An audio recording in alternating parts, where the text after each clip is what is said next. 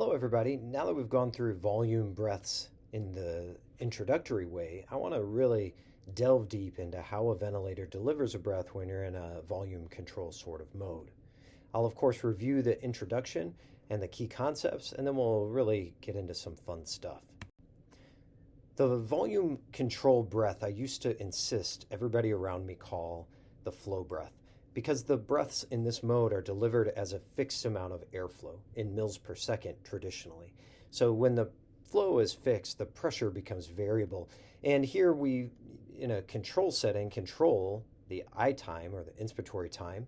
And so you kind of do the math on your own, right? If you pick a tidal volume of 500 milliliters and an inspiratory time of 1 second, you deliver 500 mils per second. And whenever the flow is fixed, the pressure becomes a variable. And of course, the pressure in the alveolus is pretty simple because the pressure of the alveolus simply gets bigger and higher as the balloon of the alveolus gets bigger. So as you inflate the balloon gets bigger and there's more pressure there. I think of this kind of like a Darth Vader breath. It's a fixed flow rate. So as you breathe in along with the flow, it goes and it feels kind of funny. I encourage you to try it a few times so you know what this feels like for patients. At the start of the breath, it feels like it's too slow, but at the end of the breath, it often feels too fast when you compare it to a more typical physiologic style of breathing. In control modes, these breaths end at a set amount of time, and of course, there are ventilators where you do set the flow rate and the time, and you have to do the math yourself. But you can do lots of things, and the computer helps you by doing the math for you. The example I have here is a 500 milliliter tidal volume, and if you pick an I to E ratio and a respiratory rate as shown, you can calculate out that the inspiratory time with a respiratory rate of 10 and an I to E of 1 to 2 is 2 seconds in and 4 seconds out. And with 2 seconds in and a tidal volume of 500 milliliters, you're delivering 250 mils per minute. Now, this type of breath can be synchronized to patient effort in assist control modes, or it doesn't have to be in conventional mechanical ventilation modes. And of course, we do this on top of PEEP and FiO2, which I'm not going to be talking about today. In a volume mode of ventilation, when the fixed setting is the flow, the pressure becomes the variable. And again, at the alveolar level, the pressure is pretty straightforward. As you inflate the balloon, the pressure goes up. We don't, unfortunately, have a sensor in the alveolus to check that pressure. And that pressure then relies on where you're actually checking it. And it's going to be different if you're checking the pressure at the ventilator. What we see in textbooks is not this nice inflating balloon airway pressure. What we see instead in textbooks is this peak and plateau pressure. Now, the alveolar pressure is still under there, and it still inflates just like a balloon, but we see a peak and a plateau pressure often when we are ventilating people with volume breaths. And the reason for this is always explained to me in very complex ways that are a little bit hard to understand. I'm a really simple person, so I like to think very simply. And the way that I think about a peak and a plateau pressure is by thinking about what it would be like to blow up a balloon through a straw. Now, we have a ventilator, our lungs, and we have a pressure sensor, our cheek.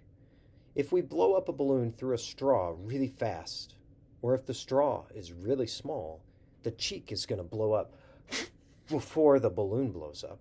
And all of us kind of know this because we all went through elementary school. That's peak pressure at the cheek, and plateau pressure at the balloon when it's finally equal and equilibrated to the pressure at the cheek.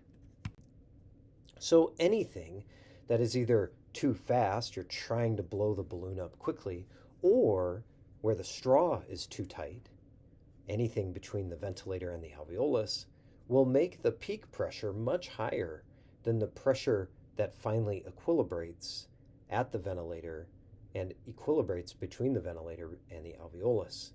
So anything in between that ventilator and the alveolus can do this. What sort of things is that? Well, I'd like to just draw it out. Here we have tubing. Great, tubing can get kinked. Here we have more tubing that can get kinked. We have an endotracheal tube. When they're very small, pediatric size, normally 4.5, sometimes with a 5.0 or smaller, but infrequent, you can have this problem. More often in adults, you can have mucus plugs or a patient that's bitten on the endotracheal tube, or if you're using a securement device that can kink the endotracheal tube, that can give you a large peak pressure. We keep moving down. Big masses in the trachea can give you a high peak pressure. I've never seen that clinically. And all the way down to the bronchioles. Bronchioles are small and they're very distal, so they are very prone to giving very large peak pressures above the plateau or equilibrated pressure between the ventilator and the lung itself. What sort of things makes the bronchioles tight? Asthma. So bronchospasm will do this. And in fact, you can track the difference between the peak and plateau pressure over time to know if you are treating the bronchospasm effectively. So if we reintroduce this again and review it, the breath is delivered as a fixed amount of flow. We do that over a fixed amount of time, and the pressure is variable and goes up as the balloon inflates. Here's the time calculations. We are lucky enough that our ventilators do this for us, and volume breaths can either be synchronized to effort or not. They occur on top of PEEP and FiO2. I should say, when we have a peak and a plateau pressure, you do have to wait long enough for the ventilator to equilibrate to the alveolus. And in a lot of patients, that means you have to actually let them hold their breath in until that pressure equilibrates. So while on the prior slide I drew this nice plateau, sometimes that plateau takes a long time to actually even out, and you have to do what's called an inspiratory pause to finally let it equilibrate. I mentioned that we set the volume or the airflow and the inspiratory time, but we always, on mechanical ventilation, let people breathe out passively. And if they breathe out passively, sometimes they take a long time to breathe out. That happens if you have bronchospasm, ARDS, COPD, particularly if the patient's weak or if they're paralyzed or deeply sedate and not actively helping you breathe out. So in a volume control mode of ventilation, if you air trap, if you start your breath before the patient's all the way breathed out their air, you can get problems very rapidly. In a pressure control mode, which is what I've shown here, what happens is you deliver a pressure for a set amount of time. We deliver a pressure for a set amount of time and a pressure for a set amount of time. When we are on a pressure mode, we have nice decelerating waveforms. I go through this in the pressure breath lectures. And we exhale passively. You notice here with the first exhalation that we didn't exhale all the way to a flow of 0 before we breathed in again. And so the next breath is starting with lungs that are partway full. And if you start with partway full lungs, they are not as compliant. You know this because if you take a breath, then you breathe out half your air, and try to breathe in again, you get a much smaller breath. And so the thumbprint here is smaller. And now you're exhaling. You might exhale faster because your lungs are even more full, but that'll make the air trapping worse, your next breath smaller, and so on. Now this isn't good for you. What eventually happens is you land with very full lungs, breathe out half, breathe out, and pretty soon you're holding your air in.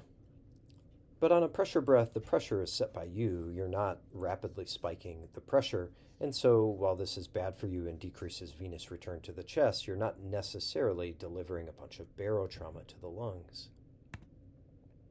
This is very different when you have a fixed amount of flow on a volume control breath. Here's our typical volume breath I've shown. And you notice that I've cut off the expiratory flow before it hits 0. That's when the patient breathes again, or you deliver a breath then. Well, the vent doesn't really care whether they are starting their breath partway full lungs or not. It gives 500 milliliters every time. The pressure is the variable, so if I have 500 milliliters in my lung and I breathe out 300 milliliters of it and have 200 left, this next breath will be 200 milliliters plus 500 more, and the pressure is going to go up. And this can rapidly get out of control where your pressure spikes and goes up. And so not only are your lungs really full problematically, they are extremely high pressures, things will alarm, and you can cause serious barotrauma, plus lose all the preload to your chest. The obvious question on a volume mode is how I can lower the pressure for my given volume breath. And we go back to our basic physics concept of V equals IR. And when we think through the balloon of the alveolus, the answer is really straightforward. If I want less pressure, I have to inflate the balloon less. When you can't do that, you're stuck with adjusting things like the resistance. And it's important to remember that resistance includes everything, including the lung, but also including the patient and including their chest wall and their weight. So you can improve the airway pressure that you measure by getting the abdominal weight off of the diaphragm, sitting the patient up, by treating pulmonary edema, pneumonia, ARDS, proning patients, of course, and anything else you can do like optimal PEEP that can improve the resistance of the lung. We also remember that resistance is going to go down if the patient helps you. If the patient moves their own chest wall, the vent doesn't have to do it. This is nice and makes your pressures better. Inspiratory time will change pressures, but it mostly impacts the peak pressure because if you inflate a balloon to 500 milliliters slow, or if you inflate a balloon to 500 milliliters fast, the pressure of the balloon at the end is not very different. But the peak pressure changes if I blow through that straw very quickly. My cheek's going to blow up quickly and first, versus if I blow it up slowly. There's pretty straightforward ways to get a better pressure on a volume breath. Now, I mentioned that you get better pressures if a patient is working with you and breathes. So here's our typical peak and plateau pressure. You can see it with my endless PowerPoint skills, but normally it looks a little smoother than this. Fixed amount of flow, we breathe out passively. If the patient decides to help us, you get lower pressure, and often you don't get a peak and a plateau because they're sucking in the air as it goes, so you get this wonderful lower pressure. But patients aren't always calmly breathing alongside of you. Sometimes they're working extremely hard to breathe. And if they're working extremely hard to breathe on a ventilator, the flow doesn't change. In other words, they will get that 500 mils whether they're working hard to breathe and want more than it or not. And this results in a negative pressure and a flow starvation pattern on pressure. The best way that I think through this or teach it at the bedside is that I play the 100 milliliter tidal volume game. So I'm going to intubate you, tie you down to a bed, and give you a 100 milliliter tidal volume on the ventilator, and I get to pick the mode. If I pick a flow breath or volume control mode at 100 milliliters, this flow rate is fixed. And the ventilator doesn't really care that you want a bigger breath, because of course if I tie you to the bed and don't sedate you, you're going to want a bigger breath. So what will you try to do? Well, you'll try to breathe. And when the vent goes to give you air, you'll try to pull in more air. But there's no more air to be had. The vent will offer you 100 mils and it does not offer you more, and so you'll suck in air. You can see this at the bedside. Here's a picture of flow starvation on volume control. You can see I've picked 460 milliliter tidal volume, and I've done this fancy thing where instead of doing a fixed flow rate, I've made it look physiologic and given them a decelerating flow rate on the waveform.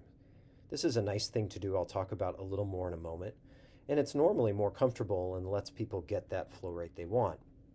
Unfortunately for this patient, they want more than 460 milliliters or faster breath. And you can see that they're sucking in air, and they're in fact sucking it in below the PEEP of 12 that's set. This is flow starvation. It often looks like a thumbprint on the pressure waveform of a volume control breath. Here's a video of the same thing. We see volume control, and we see that nice decelerating waveform pattern I've picked, and a lot of thumbprinting. Now you can see this patient thumbprints below the PEEP. There's a negative pressure thumbprint. They're even trying to double stack their breaths repeatedly on this. And you can see the first pressure, or the breath is sucked in, flow starved, and their second pressure gets very high. Same thing here, flow starved very high as they get 2 breaths in a row. This example of double triggering for this tidal volume means they got 420 milliliters here and 420 milliliters here. And you also notice they really probably didn't breathe out all the way. So they had an 840 mil inspiratory tidal volume plus whatever they had left over. Same thing here. These are big breaths and they're spiking the pressure. This is not very safe.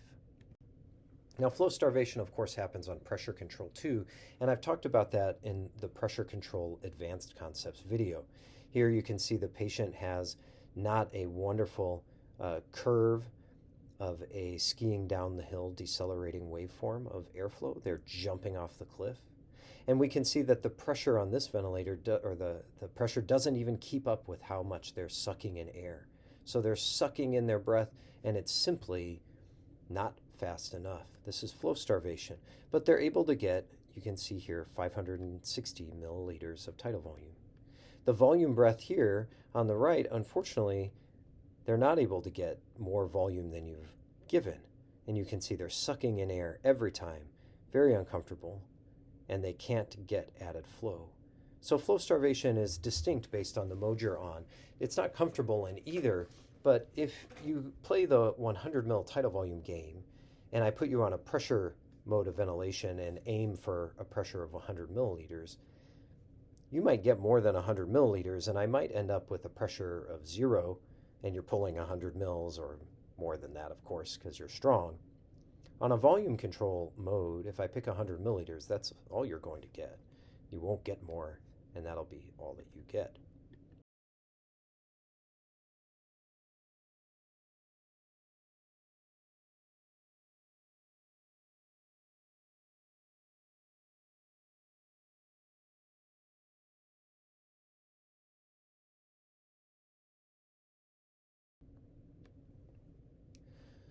Now, I mentioned that I was doing this thing called decelerating flow.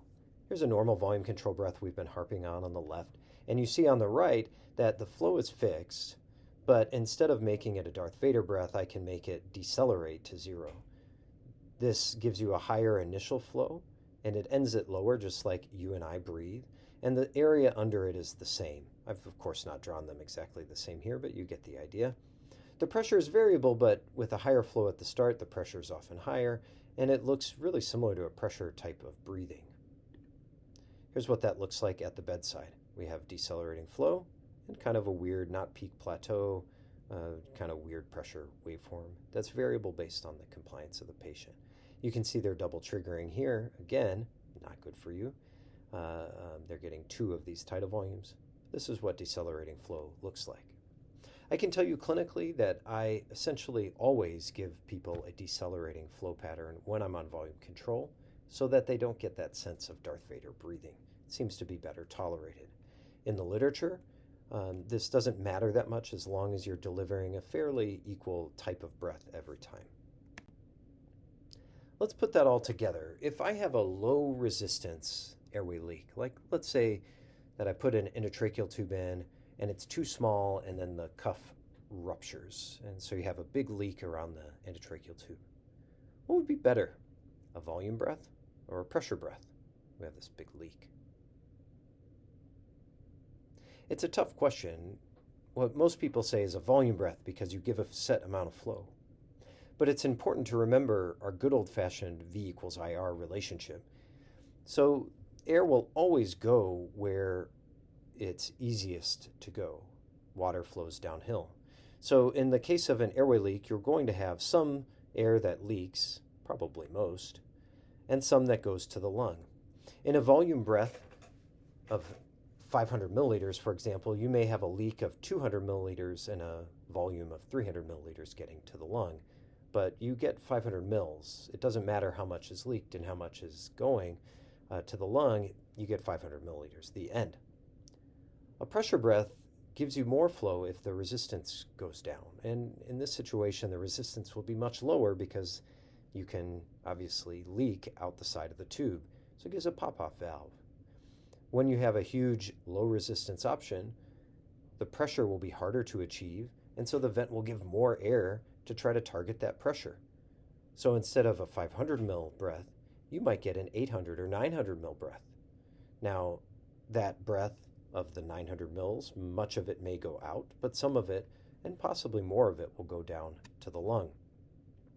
Now, all this changes if you have a high resistance leak because a pressure breath really might not overcome that high resistance. So if you're doing a bronchoscopy and you say, are using a large scope in a relatively small tube, sometimes the resistance is too high for the pressure breath to really deliver much air at all.